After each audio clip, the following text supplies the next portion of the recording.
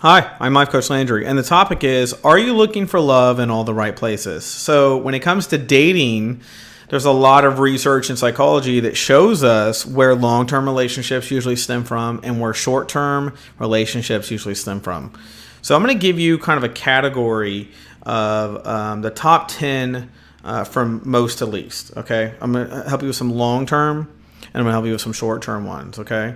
So if you're looking for a short-term relationship, if you're looking for a relationship that likely in the end will not be compatible, I'm going to give you these places where typically psychology research shows the couples can be together for even 1 to 2 years sometimes, but ultimately will not make it in the long term. Number one is a bar.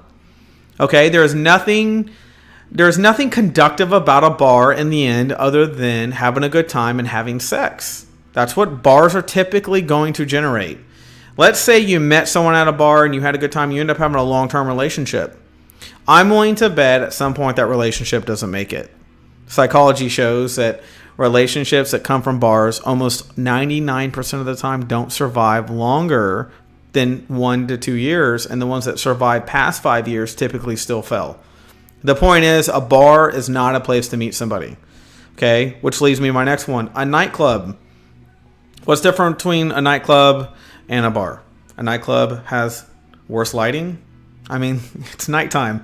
Basically, it's there not to notice much but darkness, alcohol, and rubbing amongst each other and dancing, right? What's going to come of that? Alcohol, rubbing with each other in the dark, and then when the lights are on, you don't even want to see each other, okay? My next one, party. Okay, remember these are short-term, where short-term relationships usually come from. Parties, dance clubs, kind of the same thing as a nightclub.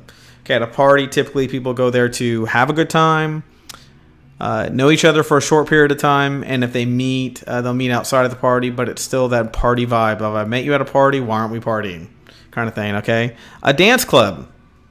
A dance club, that's crazy. I thought a dance club would be good. Not typically. Again, anytime you meet someone and things are kind of, what's the way I'd put it? Kind of like, it's an activity, a distraction kind of thing. It typically doesn't lead to a long-term relationship, okay? A beach. Beach, the same thing. You're out there to swim and have a good time. It's almost like if your relationship isn't always doing something, it's not going to survive. That's why places like beaches, weddings are short-term. Gyms, short-term. Concerts, short-terms. Fraternity parties. Someone in your neighborhood. You would think, at a neighborhood, that's crazy. Like in a neighborhood, if they live there and I live there and we meet, no, typically neighborhood relationships fail. So what are long-term ones? What long-term relationships, where do those people typically meet? Number one is going to be class. Class. Did you know that people who usually meet in a class typically have a child together? That's interesting. That's a fun fact for you. Organizations like work. Work relationships typically do turn into something productive. Think about it. If I'm working in an industry and you're working in an industry, we already have compatibility. We're in the same industry. Therefore, our mind is probably somewhere close to thinking the same. Okay? Religious organizations. When you meet someone at church, that typically will turn into something that can be really productive in a lot of ways. Okay? Coffee shops.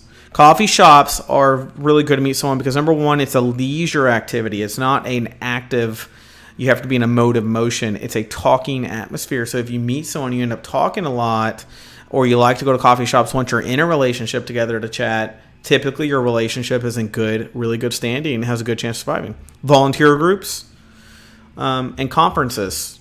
Okay? Now, what are you noticing here about the long-term ones? The long-term ones are productive.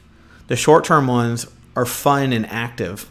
So that tells you that fun, active environments are good for sex, mating, and having fun.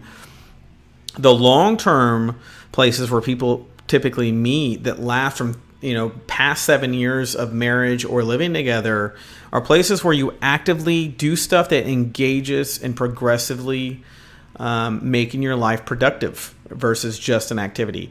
Bars are just bar none. No pun intended, the worst place to meet somebody. Bars typically always turn out to be bad.